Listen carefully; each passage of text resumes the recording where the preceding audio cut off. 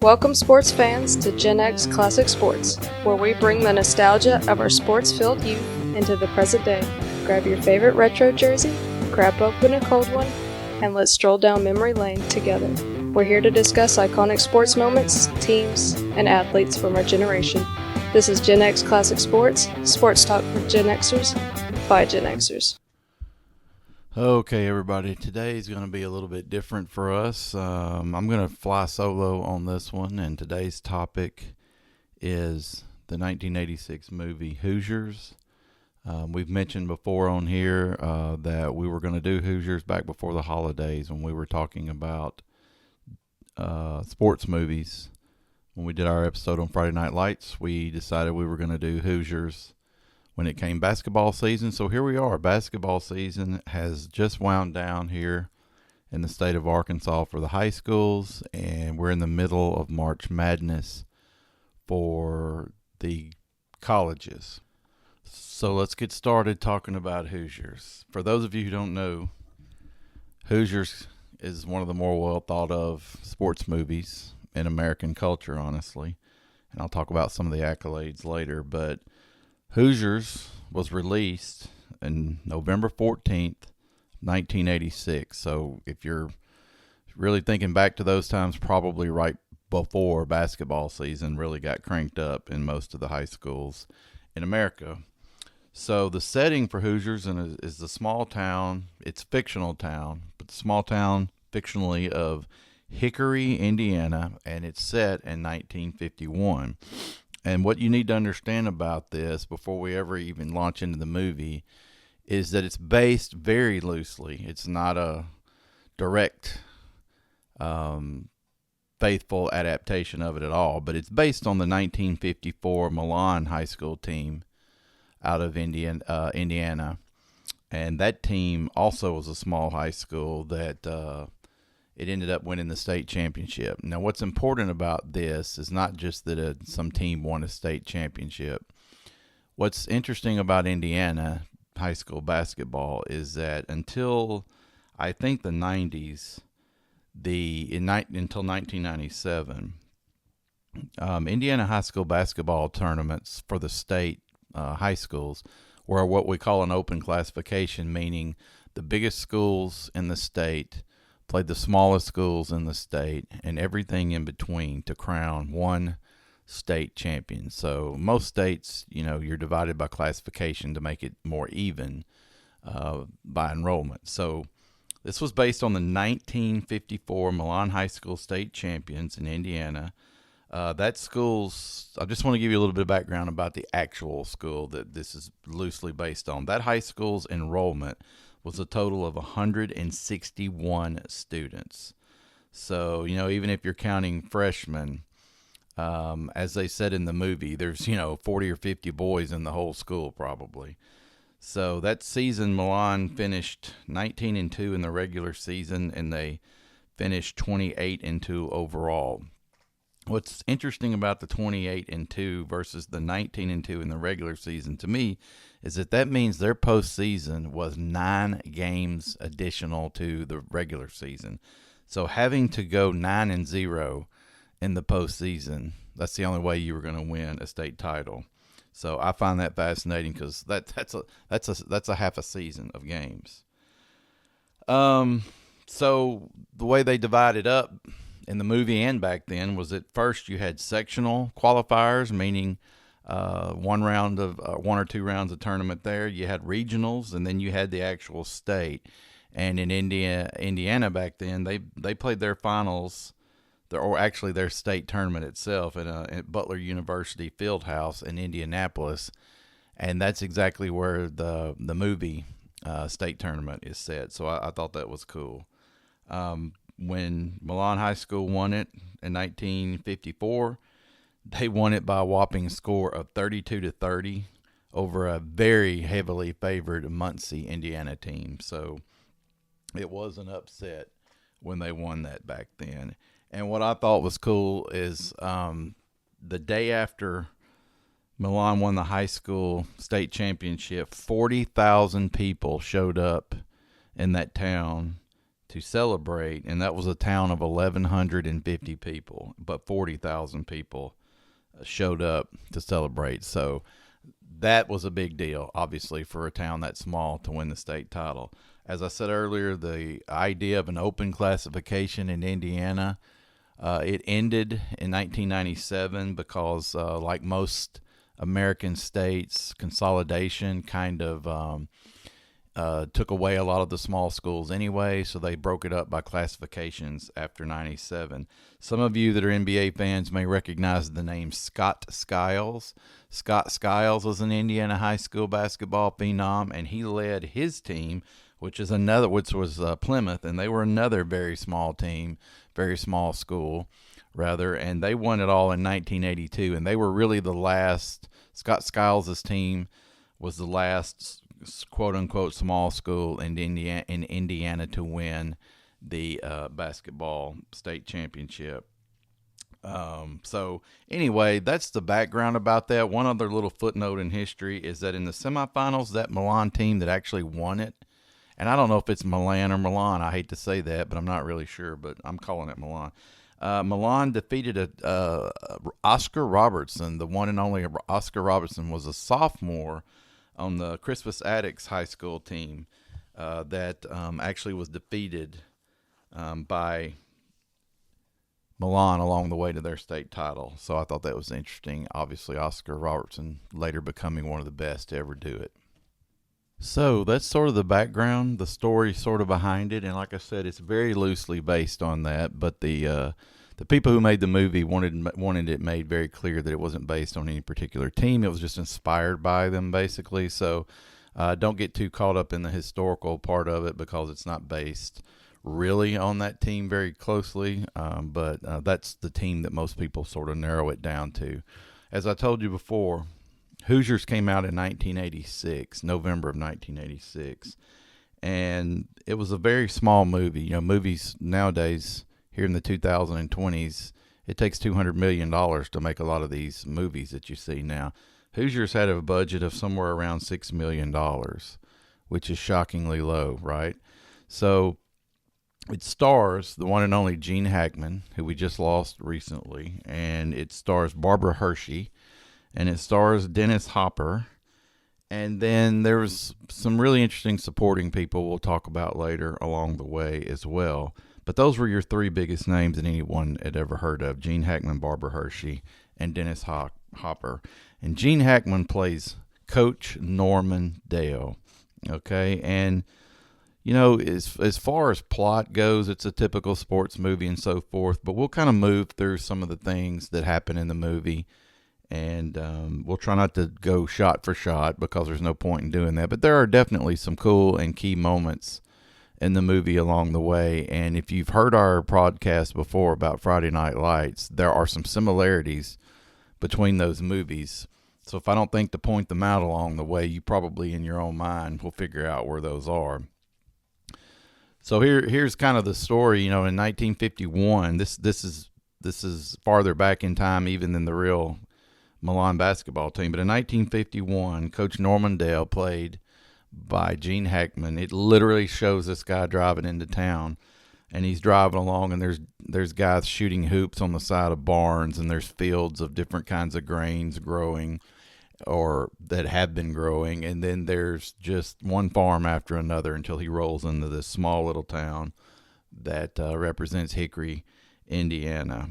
And he goes into what appears to be a one-building school, you know, and a lot of us have seen those around where there's one building that houses several grades and so forth.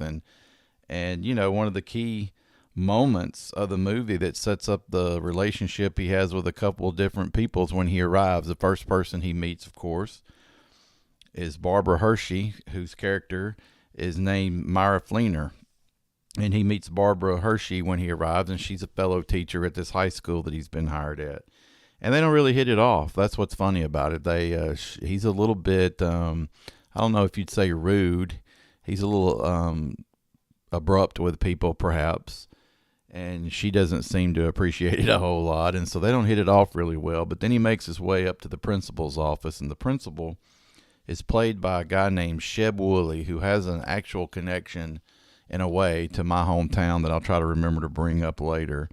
Sheb Woolley was famous in his own right for other things, and we'll talk about those at the end. But clearly they're old friends, and he meets up with his old friend, the principal, Cletus Summers, and you can tell immediately that they know each other, and Cletus even asks him where he's been because he was hard to track down, and Gene Hackman, Coach Norman Dale, actually tells him, well, I've been in the military, and I think at different times throughout the movie he's wearing what I would call a Navy pea coat, so it's pretty clear that he's spent some time outside of coaching and in the military and so forth. So you kind of immediately get the feeling that this isn't exactly, a normal thing for this guy. He's perhaps been out of the game for a while. And a couple of interesting things happen right off the bat when Coach is hired. There's always the barbershop scene or some version of it in a sports movie like this. And sure enough, Coach Dale is sort of welcomed by the men of the town at the local barbershop. And you can tell by the way the men are dressed, they represent all facets of society. You've got the town policeman, you've got the town preacher, you've got farmers, you've got guys that are dressed like perhaps they're business owners or professionals of some kind. And, they kind of grill him. They want to know what kind of coach he is. And so they let him know quickly that they have a certain way of doing things in Hickory, Indiana for basketball, and they expect him to follow along. Now, I mentioned earlier Friday Night Lights. If you're familiar with that movie, then you know as well that in Friday Night Lights, a very similar scene happens in which Billy Bob Thornton's Coach Gaines is sitting in his office and is visited by 3 or 4 guys from town, boosters, and they let him know really quickly what kind of defense they expect to run and so forth. Well, the same thing happens in this. And in Hoosiers, these guys, they grill the coach pretty hard. And what's great about it is Coach Dale, he doesn't really say a whole lot. He just kind of listens and takes it all in. And so, as would probably happen in real life in a lot of places, they've let him know what they expect. He hasn't really, in return, let them know a whole lot about his plans. And so it's just kind of left at that for the moment. But another key part of that, early in the movie, that relationship between this mysterious Coach Dale and the town, is that the Barbara Hershey character, Myra Fleener, she's a teacher at the school also, and she makes it very clear to him that the town's greatest basketball player, this kid named Jimmy Chitwood, she's sort of his surrogate family, and she tells Coach Dale that Jimmy's the best we have, but he was so close with our previous coach, who died, by the way. That's why Coach Dale was there in the first place, that this coach was practically a father to him. And Jimmy is so devastated by the coach dying that he's not playing this season. He's just not going to do it. And so she agrees with that. And she tells Coach Dale, I have bigger plans for him, and they involve academics, not athletics, and his grades and his test scores will get him out of this town. And in any other movie, I really believe that one little plot point there would have been handled differently. And what I love about Hoosiers and that whole subplot involving Jimmy Chitwood and his relationship with Barbara Hershey's character and his relationship with Coach Dale is that Coach Dale decides just pretty much not to have a relationship with him at all. There's a moment early in the movie when Coach Dale does approach him while he's shooting hoops, and he tells Jimmy, I've watched you hoop, and I understand you don't want to play and all that. And the punchline basically of that very short scene is, I don't care whether you ever play for me or not. And he leaves it at that. Coach Dale leaves it at that and walks off. And what I want to just reiterate is that I don't think that would have been handled that well in very many movies. I think most movies would have turned that into some weird plot where he's just fawning all over the guy and trying his best, and it might even be a point where the two, where Barbara Hershey's character and the coach could perhaps have some mutual romantic thing happen because of their love for the kid or whatever. They don't do that. Coach Dale makes it clear, if you don't want to play, that's fine. And so I appreciate that about the film, as a matter of fact. So that establishes a couple of things early on. We've got a star player not playing. We've got a town full of people who want things done a certain way. And we've got a coach who's not going to spend or not going to waste any time recruiting this kid. And so another thing that happens early on, which I feel like is a little bit of a sports formula perhaps, but I always enjoyed the scene, is there's one man when they're grilling the coach in the barbershop, and by the way, coach tells them, yeah, I used to coach college ball, so I don't know if that was meant to impress them or not, but I think it at least for a moment made them realize that he wasn't just a complete amateur or whatever. But there's one man who's been communicating with coach about all this the most, and he's a character named George, and most of you would recognize his face from some other movies. But this guy named George, I can't remember if he's a parent or not, actually, but he has taken it upon himself to put the boys on the basketball team through their paces in the absence of Gene Hackman's character being there. Coach Dale's not in town yet. So good old George is running the very first practice that Coach Dale walks in on. And one of the things that I love about it is that I think a lesser movie would somehow approach that relationship as the new coach having to learn the old coach, and they have a relationship. And, that's sort of harkens back to Remember the Titans and so forth. They don't do that here either. This character, George, who's running the practices, he kind of oversteps his bounds, and Coach Dale tells him immediately, I have the whistle. I'm the head coach. I don't need you anymore. Basically, beat it. I'm okay. I don't need you. And so George, of course, is unhappy with that. He's taken aback by that, and he takes a back seat to that. And the only reason I'm spending as much time as I am on these individual scenes is because early on they really set up the story, and we can gloss over things later. But dovetailing into that scene of him running George off is how the actual first practice goes. And this also sets up a lot of things about the story, and that is, first of all, there's only 7 players, and immediately 2 of them get smart, or one of them gets smart with Coach Dale. He kicks him off the team right then and there, and that kid takes another kid with him. So now we have 5 players, one of which is the equipment manager. And Coach Dale seems completely unfazed by this. Hey, if it's 5 players this town is going to give me, it's 5 players. And so he proceeds with practice with two guys kicked off the team with 5 guys. And so one of the things you get a very clear notion of early on watching these practice montages and such is that he's a fundamentals guy, and he stresses to these guys that they're going to play defense, they're going to pass the ball 4 times, and then they're going to shoot it. And, knowing how basketball has evolved over the years, there were probably a lot of coaches who believed that back then, but he makes it very clear that his team will function as a team. They don't need any individual heroics, and that they will be fundamentally sound. And he even mentions that they're going to run more than anybody else and be in better shape than anybody else, which is something else that I think is important, because, if you're an underdog, you can at least be in better condition than the other team. That it takes no talent, to be in shape and to put forth effort. So I think that's not so much openly spoken, but he does mention that we'll be fresh when the other teams are tired. And so I personally just always like the way they set that up, that maybe these guys were a little bit looser with the ball and they depended on Jimmy too much in the past, and these other 4 guys on the court with him tended to just stand around and watch. And it's pretty clear that Coach is a different kind of coach than to allow something like that to happen. So the next day, not only does George come back to practice, but George brings half the men of the town with him to watch what Coach Dale is doing.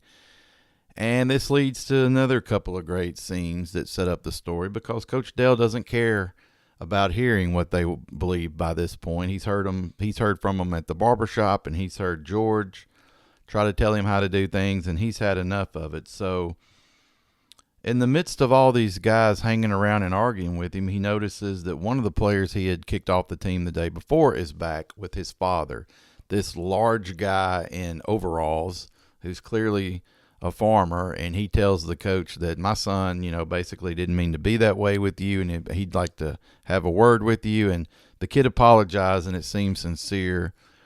And Coach Dale definitely welcomes him back onto the team.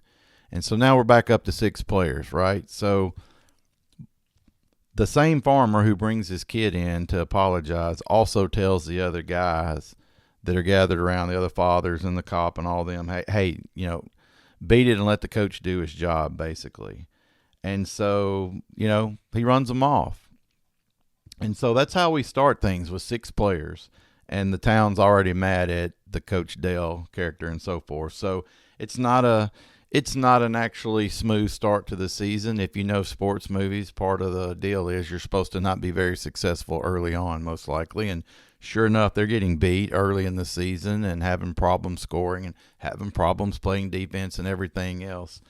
And the first kind of pivot in the story, when you get a glimpse that perhaps the players are catching on and playing for their coach and for each other, is when one guy fouls out, leaves them with 5, and another player gets pulled by the coach for shooting too much and not passing the ball enough. So when coach pulls that player, he puts him on the bench. And the kid's name is Raid, and coach pulls Raid, R-A-D-E, and coach pulls Raid out of the game, and then another kid fouls out. So Raid assumes he's going back in the game because they only have 5 players, and Coach Dale makes him stay on the bench and finishes the game with only 4 players on the court. And, of course, the crowd's going crazy. They lose. Everybody's mad at Coach Dale again. And the team and the kid Ray just can't believe that instead of putting the 5th kid back in the game, he would actually finish the game with only 4 guys on the court. But, that's the way Coach Dale rolls, so that's what they do. That's not the turning point, though. One of the first turning points is in the very next game that they show. The same kid, Raid, he jumps in the middle of a little pushing contest that the other team is having, and one of the kids on the other team pushes Coach Dale, and this Raid kid punches him right in the face and gets ejected. In fact, he and Coach Dale get ejected, if I remember correctly. Now, what you need to know about that is the principal, okay, Cletus, the guy who hired him in the first place. Cletus is serving as the assistant coach, and during this brawl that ensues, Cletus he suffers a heart attack, and he can't go anymore. He's put in bed rest, and that leads to another subplot of the movie, and my favorite part of it, actually. And that subplot involves the character named Shooter, and Shooter is played by the late Dennis Hopper. And this was an Academy Award nominated performance for Dennis Hopper. And he's Shooter, and to put it mildly, he's the town drunk. And not only that, but he's also the father of one of the players named Everett. And so Everett and his father are estranged. Everett's embarrassed by him. Shooter has shown up to a couple of games really drunk. But somehow Coach Dale has talked to him enough in a couple of little scenes to know that the guy understands basketball, drunk or not. And you get some information out of a couple of scenes that Shooter was a star himself on a team in the 30s. And Coach Dale actually listens to what he says a couple of times. And so when Cletus, the principal and assistant coach, has the heart attack, unbelievably, Coach Norman Dale asks Shooter to be his assistant coach. Of course, the town, since they don't understand, the townspeople, since they don't understand anything else about what's going on, they certainly don't understand why he'd make the town drunk, the assistant coach. But Coach Dale has a plan. He tells Shooter that you can be my assistant coach, but I have to have you show up stone sober for every game. You have to stay sober. And in one of the lighthearted moments, Shooter tells him, fine, but you can't get kicked out of any games. And, of course, Coach Dale ruins that for him a couple of different times. But to me, this is the key subplot of the movie, because this movie is really about redemption in a lot of ways, and Coach Dale has his own redemption story, but so does Shooter, and Coach Dale is sort of the catalyst for allowing Shooter to have a second chance at life beyond being an alcoholic and beyond embarrassing his son and beyond being sort of the old washed up guy around town that truly had some greatness in him, but it's sort of long ago gone away. And so I really enjoy this subplot of the movie a lot. Dennis Hopper is phenomenal as Shooter.